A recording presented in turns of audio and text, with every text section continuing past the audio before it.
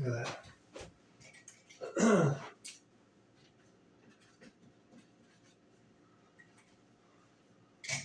Alrighty, so thank you so much for coming out on such a dreary day.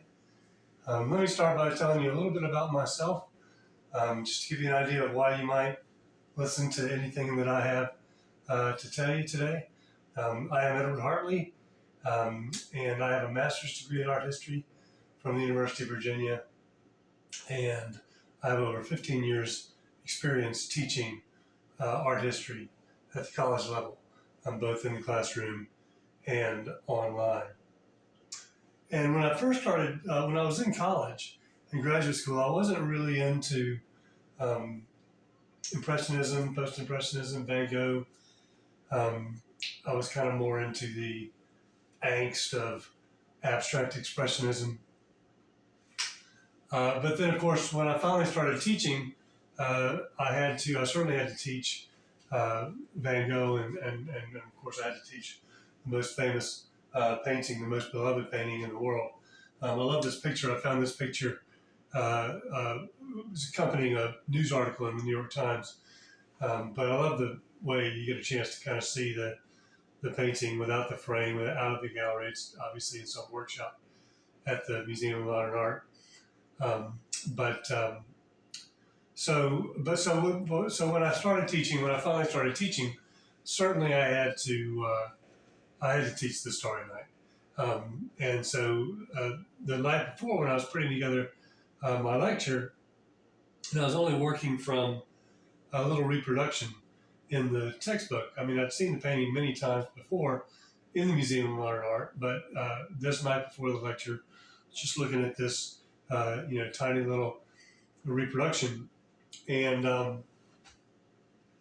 it wasn't until I got into the classroom the next day and threw the painting up on the big screen that I literally did a double take, because it occurred to me at that moment that the brightest star in the Starry Night was probably Venus. I'm a little bit of an astronomy buff. I took astronomy classes in college, and I always like to kind of be aware of what planets are visible at at any given time. Like, for instance, right now Jupiter and Mars are both visible, and they will be when the sky is clear. And actually, right around this time, I was living on Johns Island, out in the country outside of Charleston, and of course, it's the most beautiful night sky I'd ever seen. No city light pollution, light pollution, and early one morning, I got a photograph right before dawn of crescent moon and Venus. It was right around the time that I was teaching the Starry Night. So when I looked at it, I was like, "Oh my God!" Because you can see. I'll show you, the painting in more detail in just a minute. But most of the stars are kind of smallish and yellowish, but the one there is quite bright, and so I just figured that must be Venus. And my first thought was, "Oh my God, have I, discovered something about the most famous painting in the world that nobody knows? Can I write it?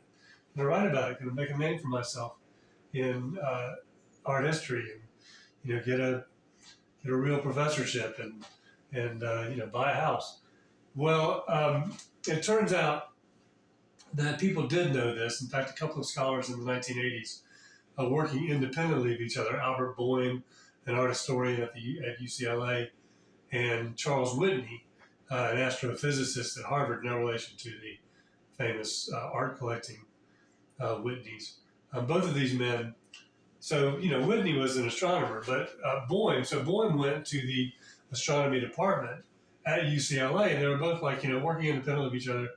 They were both so we know when the painting was painted. We know that it was painted between June 16th and June 18th. Vincent writes a letter to his sister Will on the 16th and doesn't mention it. 2 days later, he writes a letter to his brother Theo on the 18th, and he goes, "I've got a new painting of a starry sky," as he called it. And so we know exactly when it was painted. We know where it was painted in the south of France. just outside of Saint Remy.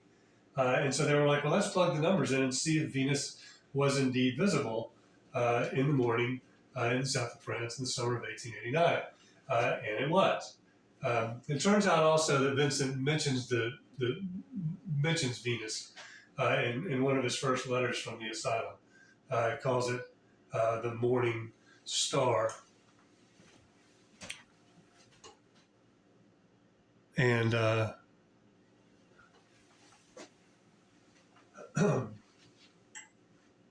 which of course is Venus. You know, when Venus is visible in the morning, it's called the morning star. When it's visible in the evening, it's the evening star. So so it turns out people did know that the brightest star in the starry night was actually Venus, but it's not that well known. I mean, it certainly wasn't mentioned in the in the um, in the survey textbook that I was working from. And if it is mentioned, you know, in studies on Van Gogh or studies on the Starry Night, it's really kind of only mentioned in passing, like an interesting fact. Hey, the brightest star is Venus, but it didn't go any farther than that. And as far as I'm concerned, the fact that that star is Venus is integral to the interpretation um, of the Starry Night. I did learn an awful lot about. So I didn't learn anything new, but I did learn a lot about Vincent Van Gogh and about the Starry Night. And the more I learned about him, the more research I did, the more I got to know him and got to know his work from this period. I really began to um, feel like the standard interpretation of the Starry Night is wrong. And that's what I'd like to talk to you about today. The standard interpretation of the Starry Night is that it is a composite picture from Vincent's imagination. And um, and so the theory is that he took some elements from one painting that he was working on, took another element from another painting that he was working on, took another element from a drawing that he had done around the time, and put these things together in an imaginative composite picture.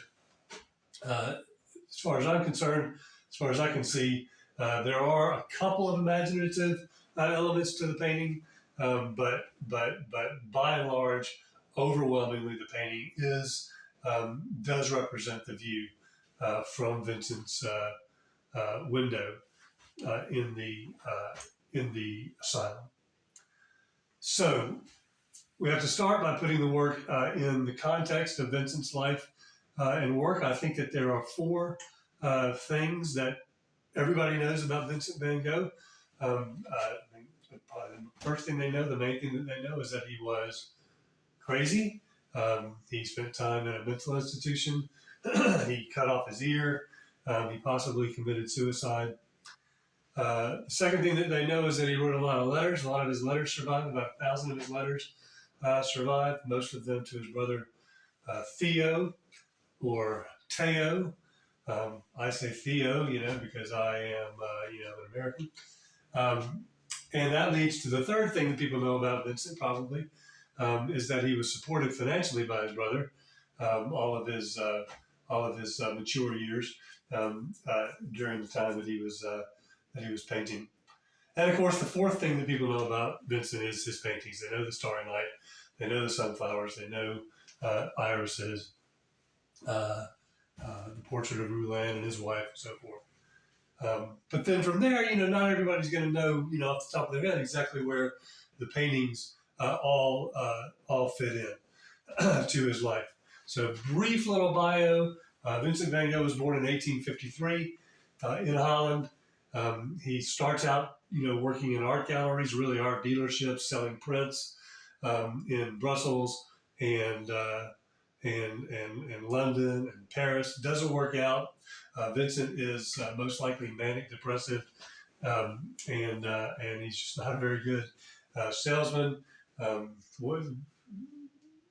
Some biographers talk about how he was like tell people why they shouldn't be buying a particular print that they were interested in. Tries to be a preacher for, briefly, like his father. And then in 1880, at the age of 27, he has sort of an epiphany and decides to become an artist. I want to say he decides to become a painter, but at first he wanted to become a draftsman. He wanted to do like genre drawings for illustrated magazines, which of course were really hugely popular in the 19th century. Um, and spends the last 10 years of his life as an artist. Dies in 1890 at the age of 37. When he first decides to be a painter, he moves back home. So he's kind of ahead of his time in that regard. Spends a couple of years in The Hague, and then moves back home again. And then in 1886, he moves to Paris. His brother now, Theo is his younger brother. I think there's a kind of like a natural tendency to think that Theo was his older brother because he was, the benefactor. But Theo was actually his younger brother. Willem was the firstborn. Well, Vincent was the firstborn who survived. He actually had an older brother who died in infancy. Was born right about a year before Vincent was born, and his name was Vincent. So he was buried in the backyard. So there's a whole other story there. But anyway, at this point in 1886, his brother is working in the art dealerships, same one, Goupil, AC, Goupil and Company. Their uncle was involved in art dealerships. And so Vincent moves to live with his brother in Paris in 1886. And this, of course, is when he first gets exposed to Impressionism, and his palette just explodes with color. His earliest works, most famously The Potato Eaters, very dark, not necessarily in terms of subject matter, but definitely in terms of palette, very dark paintings. And but his palette brightens up in Paris. And then in 1888, he goes to the south of France. February of 1888, he goes to the south of France. He goes to Arles for the sunlight, and then spends the next just over 2 years in the south of France, and spends the last few months of his life back up in the suburbs of Paris. But all of the paintings that you know by Vincent come from these last 2.5 years of his life. The sunflowers are from the summer of 1888 in Arles. Starry Night, of course, is from summer of 1889, and so forth. All of the most famous paintings of Vincent, besides the Potato Eaters, all come from this last period of his life. Gauguin comes down there to live with him in October of 1888. And of course, it doesn't work out. The rest is history. The night before Christmas Eve, they liked each other, and they stayed friends, but they just had completely different personalities. And Vincent got on Gauguin's nerves, something horrible. But Vincent, of course, at this point develops another malady, temporal lobe epilepsy, and he blacks out basically and cuts off his ear and doesn't have any kind of memory of it. Gauguin, of course, hightails it back to Paris, probably back to Brittany where he was. And Vincent spends the first 5 months or so of 1889, after the ear incident, in and out of the hospital in Arles, the regular hospital in Arles. And then on May 8th, 1889, he moves into the lunatic asylum, as it was called, in Saint-Remy, about 16 miles north of Arles.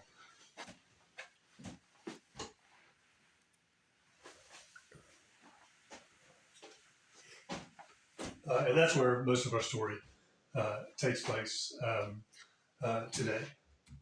So one of the very first picture that he paints in the asylum is the absolutely spectacular, world famous irises that are now in the Getty Museum in Los Angeles. I mean, I had this vision of him when he mentions this painting in his first letter that he writes to Theo, like the next day after he moves in. Doesn't write a whole lot of letters that first month, doesn't paint a lot of paintings that first month. But like the minute he shows up, this is in the courtyard of the asylum. He's not allowed outside of the walls of the asylum for a month. But my vision is that he shows up and he wants to like let everybody know what he's capable of right away. And obviously, he's capable of quite a lot. This is certainly an amazing painting. Uh, in the first couple of letters, he writes to Theo about his accommodations. He was given a second floor room to sleep in, and he was given a first floor room to paint in. And he writes in his letter, through the iron barred window, I can make out a square of wheat in an enclosure, a perspective in the manner of Van Gogh. Van Gogh is 17th century Dutch landscape painter, above which in the morning I see the sun rise in its glory. And then a week later or so, a couple of weeks later, he writes in his third letter, this morning I saw the countryside from my window a long time before sunrise with nothing but the morning star, or Venus, which looked very big. One of the first things that comes to mind when I read about this, him getting up early in the morning, Vincent was an alcoholic, and he's not drinking now. So like a lot of alcoholics, he's all of a sudden like got a lot of energy, and he's waking up early in the morning. His circadian rhythms have completely changed. So I just love the thought of him waking up so early in the morning and seeing the morning star and the sun rising every morning in all its glory. Vincent painted the view from his window from the window of his cell in the asylum at San Remy 14 times, 15 if you count the Starry Night. One of the first, if not the first, is this painting in Copenhagen. This is definitely the first one of the views that he mentions in his letters. What's interesting is there's another one. Another one of the 14 is in the Virginia Museum of Fine Arts in Richmond. And what's interesting is it's exactly, except for the colors and except for the size, it's basically a copy of the Copenhagen. If you take a look at the little crescent-shaped cloud, or maybe that's wind in the at the top, it's in the exact same place. This kind of three-hump camel, if such a thing existed, shows up in the same painting. The walls are in the same place. The mountains are in the same place. It would be more accurate to show you a reproduction of the painting like this because it's tiny. It's about 11 by 13.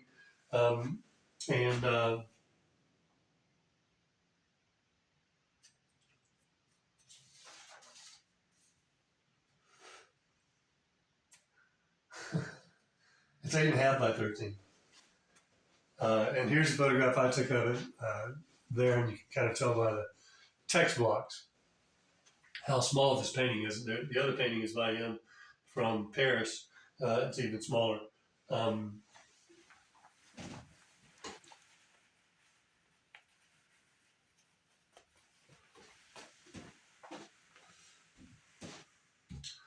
And here's a picture of the Copenhagen painting in the museum in Copenhagen. This is a screenshot that I got from their website, from the museum's website. There's a Cezanne to the right. Gives you an idea of how big it is, that painting. The Starry Night. Most of the paintings we're going to look at today were in Vincent's preferred size. It was called a number 30 canvas, 29 by 36. There are three elements in this painting that are going to show up in all of the paintings of the view. And those are the wheat field in the foreground, the stone wall in the middle ground, and the gentle slope of the Alpilles Mountains in the background. The Alpilles were a sub-range of the Alps. This is looking east out of the window of his cell in the asylum at Saint Remy. There are also 4 buildings in this painting, varying numbers of which are going to show up in all the other paintings. There are 2 buildings on the left and the right that are rather nondescript and don't really play a role in my interpretation. So I call those buildings left and right. But then there are 2 buildings in the very center of this painting that have quite distinctive profiles. and they are important to my interpretation. The one in the foreground kind of has an eight, just on the other side of the stone wall, has an asymmetrical gable, and I call that one asymmetrical. And in the background, there's a building that looks like it has an anteroom, so like a main part and then like a little room in front. And so I call that building anteroom. Love this painting. God, man, I love this painting. I love the colors. You can see the wind blowing in the wheat field. The south of France was known for its high winds, the Mistral, and which greatly affected Vincent.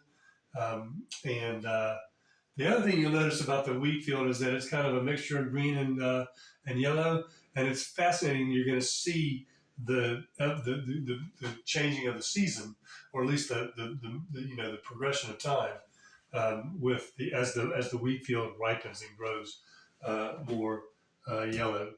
Um, Fantastic resource here.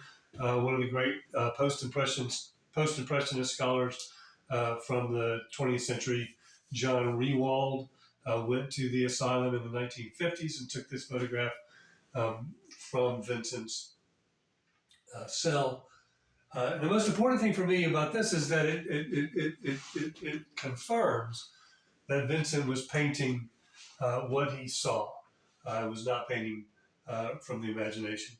I don't think this building on the left is the original left. I think this one is more recent. But asymmetrical and anteroom are both there. It'll be kind of hard to see. Asymmetrical is not that hard to see.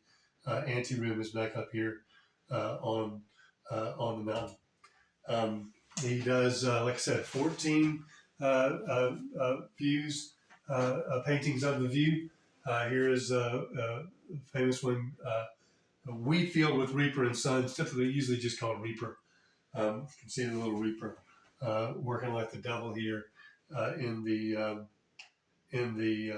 wheat field. But you can see the wheat field, stone wall, left and right, definitely anteroom, and perhaps even asymmetrical. It's hard to tell. But the stone wall in the middle ground, the alpeel in the background. Got a great quote from one of Vincent's letters describing this painting, how he saw it. Work is going quite well. I'm struggling with the canvas. Begun a few days before my indisposition. In July, he had another attack, and those attacks usually knocked him out for like a month. Wasn't able to work. So he started this painting. You'll see the date on it is June and September. So he started it in June, finished it in September. He goes. I'm working on it. I'm struggling with the canvas. Begun a few days before my indisposition. A Reaper. The study is all yellow, terribly thickly impasted, but the subject was beautiful and simple. I then saw in this Reaper a vague figure struggling like a devil in the full heat of the day to reach the end of his toil. I then saw the image of death in it, in this sense that humanity would be the wheat being reaped. But in this death, nothing sad. It takes place in broad daylight with the sun that floods everything with a light of fine gold. Everything, the sky is yellow, the wheat field is yellow, the reaper's yellow, the sun is yellow. Vincent, that was his favorite color, obviously. And it had something to do with his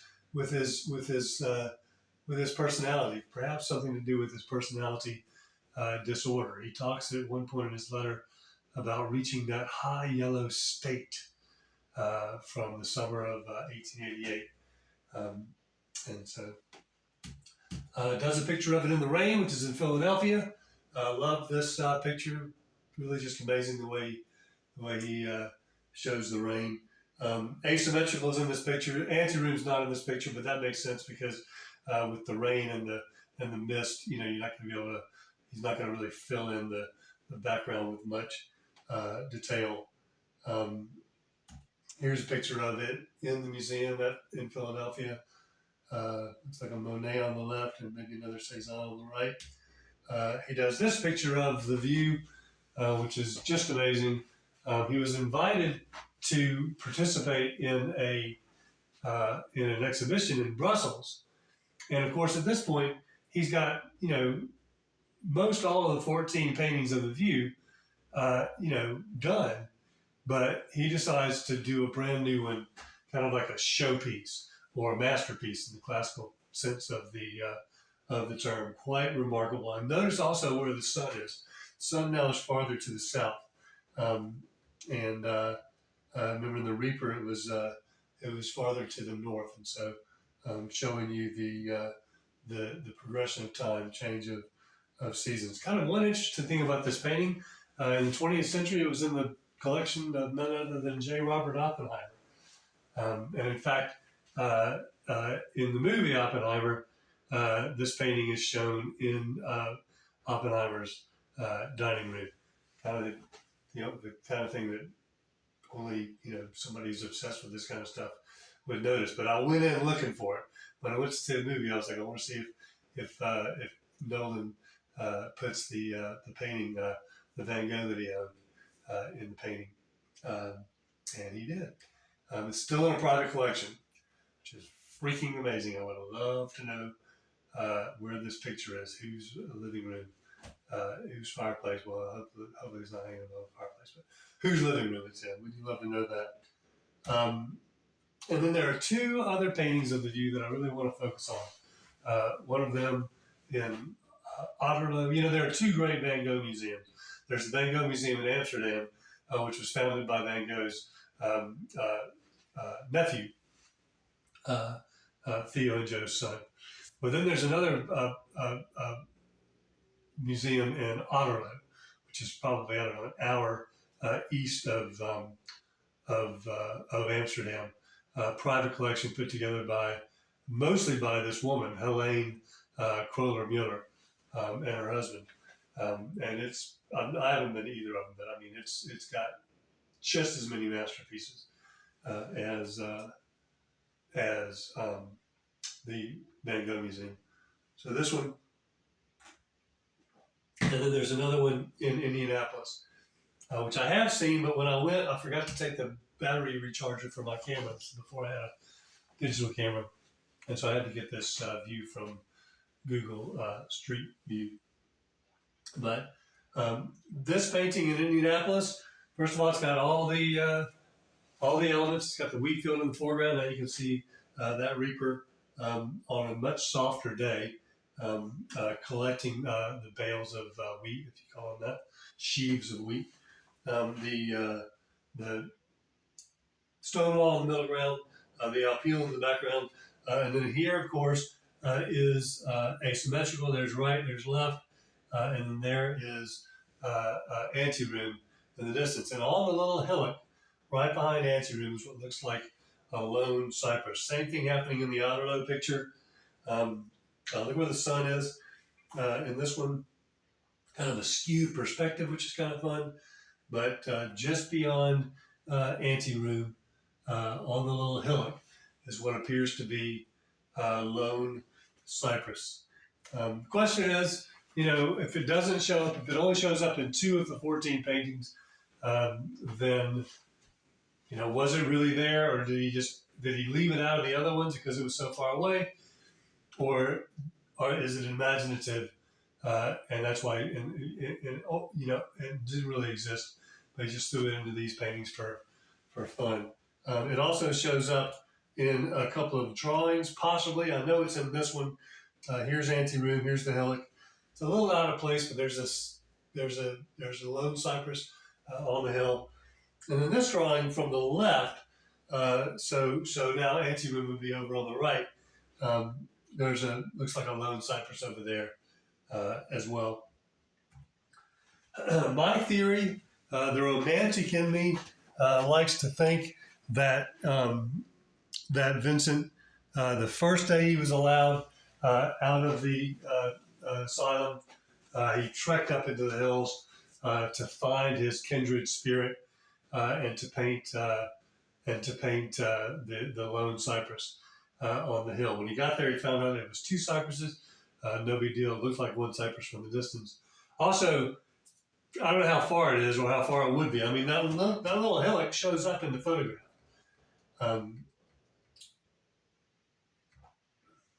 So the alpeel, with atmospheric perspective, are a long way away. But here's the little hillock in the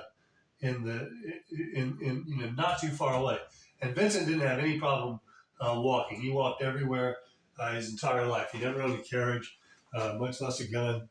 And one time he walked 40 miles both ways in 3 days from Belgium into France to pay a visit to one of his idols, Jules Breton. Got there, stood in front of his house, and didn't have the guts to knock on the door. Turned around and walked away. Walked back home. That night, it was raining on the way back, and he spent the night in a haystack. Kid you not. And that's when he had the epiphany. This was in 1880. That's when he had the epiphany to become an artist. So walking was not a problem for him. Whenever he took a train home, he walked from the train, sometimes from one town to another, without even thinking about it. So he wasn't allowed outside of the asylum walls for a month. And my theory is that he walks up to the top of the mountain to find his kindred spirit. He paints 2 pictures of these cypresses. They're both in the Metropolitan Museum of Art. They're both absolutely stunning. Here's another picture I got from the New York Times of these paintings, again in a workshop at the Met. I don't know if they're getting cleaned or just examined or whatever. But there they are. They're also the size 30 canvases. Wonderful picture that I took. I don't know who that woman is. Did not intend for her to be in the picture. I was just taking a picture of a crowded room and she happened to be there. But I love this picture because she looks just like my mom from behind. And my mom and I went to the Met any chance we got. Mom's second husband lived in New York, and I visited her from Charleston, usually twice a year, and we always went into the city. And that painting on the left, the irises on the left, was our favorite painting. So I love this picture. So the standard interpretation of the Starry Night is that it is a composite. Alfred Barr, the first director of the Museum of Modern Art, wrote in 1941 in the bulletin when they acquired this painting, he said, "More than any other Van Gogh, it is not so much a transformation of reality as fundamentally an imaginative invention. The elements of which reveal the unique and overwhelming vision of a mystic, a man in ecstatic communion with heavenly forces." Meyer Shapiro, great art historian from the 20th century, wrote a monograph on Van Gogh, and he wrote that the Starry Night was one of Vincent's rare visionary pictures inspired by a religious mood. Ronald Pinkvance, there were 2 blockbuster Van Gogh exhibitions at the Metropolitan Museum of Art in the 1980s. Mom and I actually went to the second one in 1986. And this English art historian, Ronald Pinkvance, wrote the catalogs, curated the shows and wrote the catalogs for the shows. Quite a tour de force. He writes, with its mixed genesis, its composite procedures, and its arbitrary collage of separate motifs, the Starry Night is overtly stamped as an abstraction. Abstraction is the term that Gauguin and Emile Bernard, used to describe paintings from the imagination. This uses the term too. We'll talk about that a little bit later. And then Susan Allison Stein is the current curator of European paintings at the Met. There was an exhibition last year that I'll talk about a little bit, Van Gogh's Cypresses. And in her exhibition catalog, she doubles down. She repeats the standard interpretation of the Starry Night, calling it a composite in the fullest sense of the word. Now, I know it's risky, showing all of these scholars saying that it's a composite from Vincent's imagination, that it's a hallucinatory vision of a madman, because why would all these people be wrong and I would be right? But I have to, give you the lay of the land, and admit that all of these scholars consider the painting to be a composite before I offer my own theory. Pinkvance's theory is probably the best known one, and he says that the hills in the Starry Night were taken from Copenhagen. It's funny, he doesn't even really mention all the other paintings of the view, which have that same, basic general perspective, vista. He says specifically, of course, it has to do with the fact that Copenhagen was the only one that was finished at that point. Maybe the other one, the skewed one, but nevertheless, none of the scholars that I've read, place the painting in the context of the other paintings that he's painting at the time, um, which is really frustrating. So he says that the slope of the Alpine mountains comes from Copenhagen, and that uh, the cypresses come from this painting in Prague, which he says was not painted in the hills. The implication being that no cypresses were visible from Vincent's window in the Asylum. At least not these cypresses. And they're clearly the same cypresses. The big guy on the left, and the little guy on the right. The big guy on the left, and the little guy on the right. But they're also clearly the same cypresses in the Met paintings, just in reverse. Because so, and I'll say, the Alpine Mountains in the background convince me that this is the cypress on the hill, on the little hillock. The big guy's on the right, the little guy's on the left. So all Vincent does, and here's the wheat field. Can't really see it in this picture. A little bit of it in the foreground. Um, but then here's the wheat field, and now the little guy's on the right, and the big guy's on the left. So clearly, all Vincent did was walk around to the other side. Now the Alpine Mountains are behind him, and he's looking at the cypresses from a different direction. So clearly, these are the cypresses on the hill, not just the ones in the Metropolitan paintings and Met paintings, but the one in Prague as well. My theory is that Vincent telescoped the view from his window to bring Venus and the cypresses closer to the picture plane. Vincent used a perspective frame from early on in his career. In The Hague, he had a carpenter make him a couple of perspective frames, which he would use outdoors. Here, these are drawings from Vincent's letters, showing how giving an illustration of the perspective frame, and how he set it up outside. So it's a technical device that Vincent's using to paint these to paint accurate depictions of what he's looking at. And it kind of goes against the idea of Vincent as an expressionistic painter,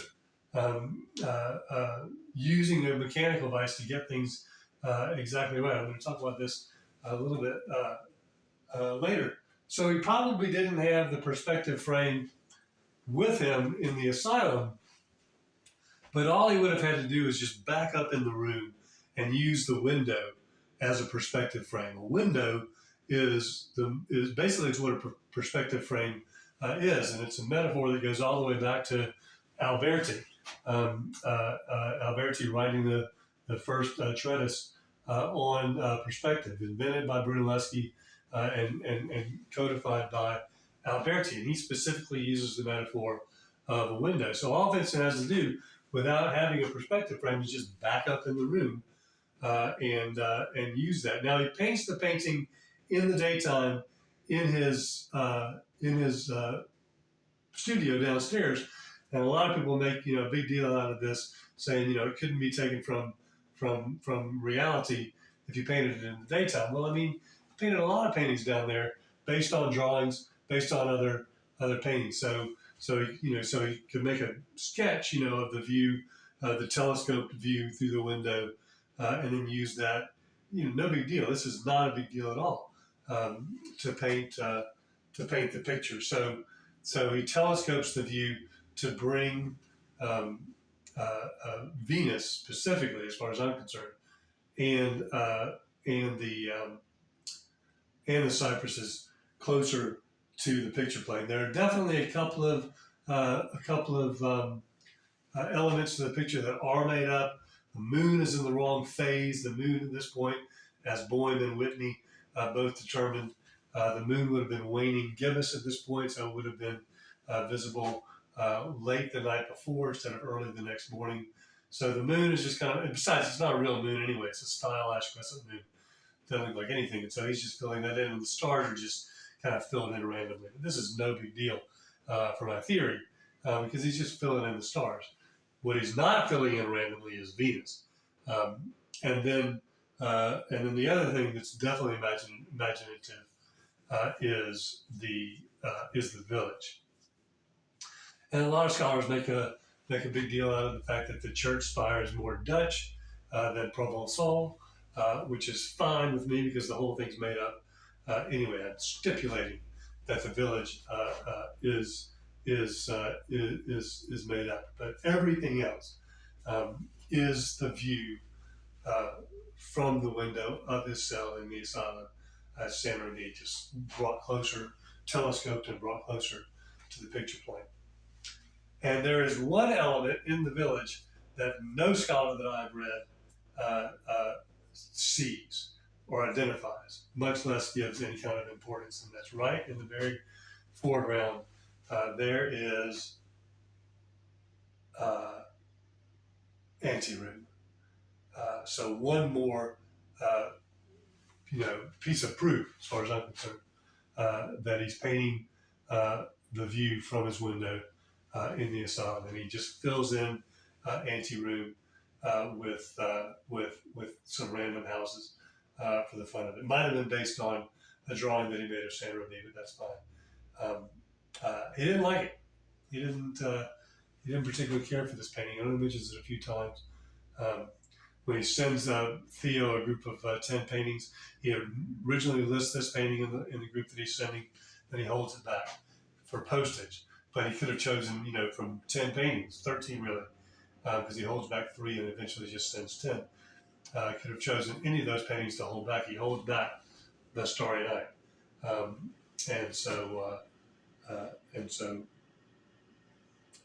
But anyway, overwhelming number of elements that are visible from his window, convincing me that the Starry Night is actually the view, 99% the view that he's looking at out the window, and not a composite from his imagination. It's fun to look at. This is Indy. This is a detail of Indy, so it's kind of fun to look at this. It's kind of like a miniature Starry Night. I will admit that the cypresses are brought forward in the Starry Night, but I'll chalk that up to artistic license. Picture of me before you get on me. That painting's behind glass. What's most impressive about this picture is this is what was going on in front of me. A friend of mine took the picture, and it was a Saturday at the Museum of Modern Art, so in the summertime, so it was super busy. So I had to kind of sneak up there and get the picture real quick. The catalyst for this lecture really was an exhibition. The exhibition I told you about earlier last year at the Metropolitan Museum of Art of Van Gogh's cypresses, and I heard about it, read about it. The announcement, of the exhibition was in the New York Times, like in November of 22. And they said it was opening in, I think it was April or May. Polly went to it. Not Polly. Penny went to it. But anyway, so when I found out that, and the big deal about the exhibition was that the Starry Night was going to be on loan from MoMA to the Met. And it was going to hang next to the other paintings that they have, the Met has, and of course a bunch of other loans. But the Starry Night never gets loaned out. Very rarely gets loaned out. In fact, the last time it was loaned out was probably that 1986 exhibition at the Met. So I was like, I know they're going to repeat the standard interpretation. So I've been working on this for years. I had grandiose visions of writing a book, um, and and that obviously never came to be. But I was like, well, I need to get the kernel of my theory down. So I wrote a 43-page essay. This lecture is basically based on, and sent it to Susan Stein at the Met. Humbly submitting it for the catalog. Of course, I knew it wasn't going to be in the catalog, but I wanted to have my theory on the record because I knew that she was going to repeat the standard theory, that it was a composite. As we've seen from our quote before, it does. What's interesting to me, real quick, is that she ingeniously finds the two cypresses, the big guy and the little guy, in this painting in Bremen from around the same time. So she says he took those cypresses from the Prague painting, put them in this one, and then put them in the Starry Night. What's frustrating is that she doesn't see those trees. Maybe it's because one, the little one's now on the left, in her own paintings. And here, this is a screenshot of the video that accompanied the show. And here you see, a picture for the ages, really, the Starry Night next to, that's actually, one of those is a copy of the horizontal Met painting that's in the, I can never remember whether it's in the Tate Gallery or the National Gallery in London. And I don't know. I have a feeling that the vertical Met is behind that pillar. But anyway, here is the perfect opportunity to show that the cypresses in the Starry Night are the ones up on the hill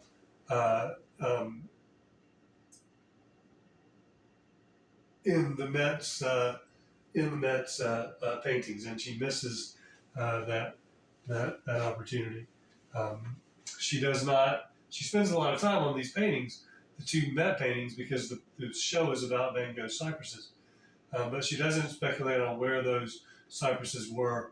She says, like Pickvance, that the Prague cypresses were somewhere behind the Asylum, and not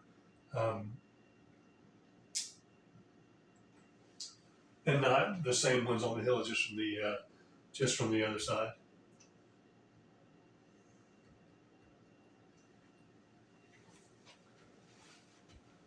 I want to take just a little bit. So just to recap these. So scholars will say that the cypresses in the Prague painting are the ones in the Starry Night, but I'm saying that they're not. That they weren't taken from that painting and put into the Starry Night, but they're actually the same trees, visible from his room. I want to take just a little bit to unpack the term abstraction. Clearly, it doesn't mean non-objective painting as it would be used in the 20th century, but abstraction was the term that Gauguin and their young protege, Emile Bernard. Emile Bernard was only like 21 at this point. Gauguin is 40. Gauguin's older than Vincent. Vincent's 30. How old is he in 89? He's 36. So I just want to unpack that term a little bit. In one of his letters to his friend Emil Scheffenecker, another painter of no renown, Gauguin writes, "A hint: don't paint too much direct from nature. Art is an abstraction. Study nature, then brood on it and treasure the creation which will result." And then he writes to Vincent, "Your idea for an exchange." So Vincent had this idea when he was in the south of France, but Gauguin was still up in Brittany. with Bernard, Vincent had this idea to have Bernard and Gauguin paint each other's portraits and then trade those portraits for two paintings by Vincent. Um, uh, they did it, kind of. He goes, your idea for an exchange, to which I haven't yet replied, appeals to me, and I'll do the portrait you want, but not yet. I'm not in a fit state to do it, seeing that it's not a copy of a face that you want, but a portrait as I understand it. I'm studying young Bernard, and I don't have him yet. I shall perhaps do it from memory, but in any case, it will be an abstraction.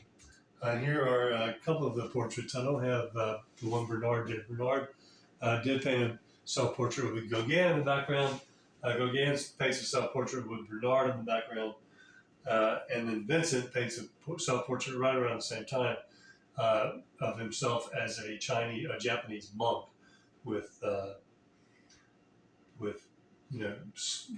Asian eyes, completely politically incorrect. But there's these two paintings from fall of 1888. The fact is, Vincent did not like to paint from the imagination. He didn't like to paint abstractions. He's talking his entire career. He always talks about how he wants to work from nature.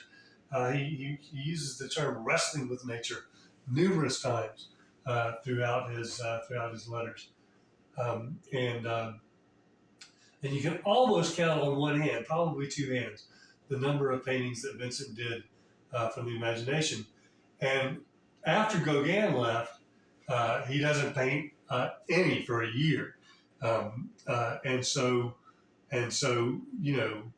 if the Starry Night is an abstraction from Vincent's imagination, it's like the only painting in a whole year that Vincent paints from the imagination. So I don't know. My theory, the reason I think that these scholars go off the rails is because they want this painting, this amazing painting that everybody kind of like associates with Vincent's imagination as a hallucinatory vision.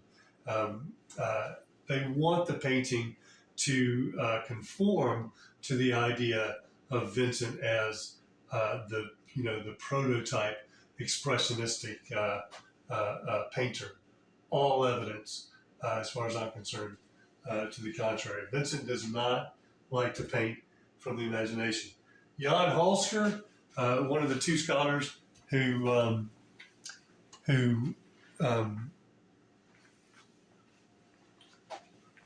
wrote Catalogue Raisonné for Vincent. The other one was Jacob Bayard de la Faye.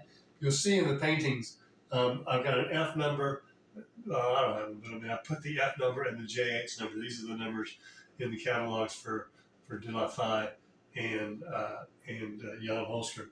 Jan Holsker writes in his commentary, he goes, the truth of the matter, which scarcely needs any further corroboration, was that Vincent was at his prime as an artist when Gauguin joined him. Under Gauguin's influence, he did make a few imaginative paintings, but regarded them as a sideline and soon turned away from them to devote all his energy to the painting of portraits. And that the synthetist style, synthetism was Gauguin and Bernard's term for the way they painted from the imagination, and with broad, planes of color. He goes, the synthetist style is scarcely traceable in the work that Vincent did after Gauguin's departure. Vincent himself, in the summer of 1888, writes to Bernard, he goes, I never worked from memory. He goes, later, after another 10 years of studies, he always, even in his early letters, he talks about how, maybe in 10 years, after 10 years of work, I'll do this or that.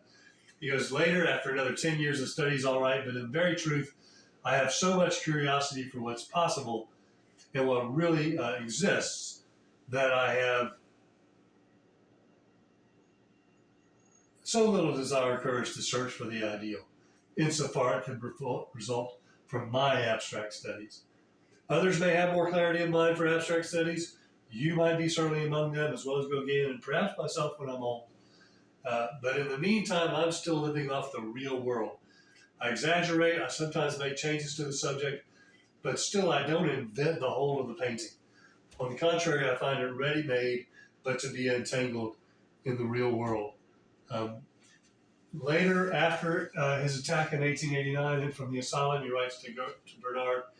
He goes, when Gauguin was in Arles, I once or twice allowed myself to be led into abstraction, as you know, in A Woman Rocking a Cradle, a dark woman reading novels in a yellow library. And at that time, abstraction seemed an attractive route to me. But that's enchanted ground, my good fellow, and one soon finds oneself up against a wall. I'm not saying that one may not take the risk after a whole manly life of searching, of fighting hand to hand with reality. But as far as I'm concerned, I don't want to rack my brains over that sort of thing. However, once again, I'm allowing myself to do stars too big, etc. New setback, and I've enough of that. So a lot of scholars think that Vincent is referring to the Starry Night when he talks about painting stars too big, although this was written in November of 1889,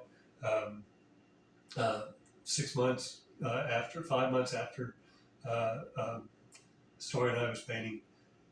And if he is referring to anything here, he's just referring to the stars being too big. And another letter, same letter, actually, excuse me, he writes, so at present I'm working on the olive trees, seeking the different effects of a gray sky against yellow earth with dark green note of the foliage. Another time the earth and foliage all purplish against the yellow sky, then red ochre, earth, and pink and green sky. See, that interests me more than the so-called abstractions.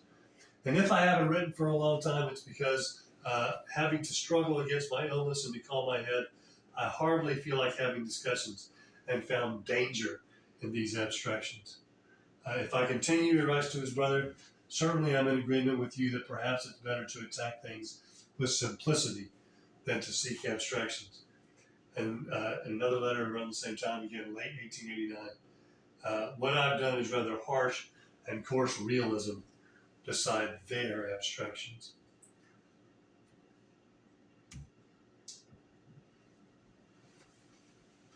I don't know how much time we have left. It's been about an hour now. We can't really leave these paintings without talking briefly about the swirls in the sky. What do the swirls represent? Bottom line is nobody knows. Vincent never talks about the swirls. He only mentions the painting, like I said, 3 or 4 times in his letters, and never mentions the swirls.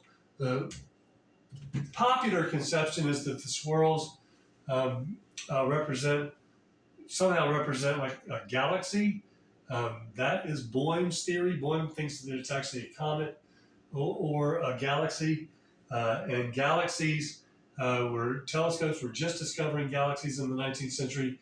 They were published in a work by kind of an amateur astronomer named Camille Flammarion. But both Boyme and Whitney both admit that Vincent never mentions Flammarion in his letters. And as well read as Vincent was, he wasn't really that into science. Whitney is frustratingly ambivalent on what he thinks the swirls are. He says they're not a comet. He actually refers literally, specifically to Boyme, and he goes, Boyme thinks they're either a comet or a galaxy. I don't think they're a comet. I think they're either a galaxy, Whitney says, or the Milky Way, or wind.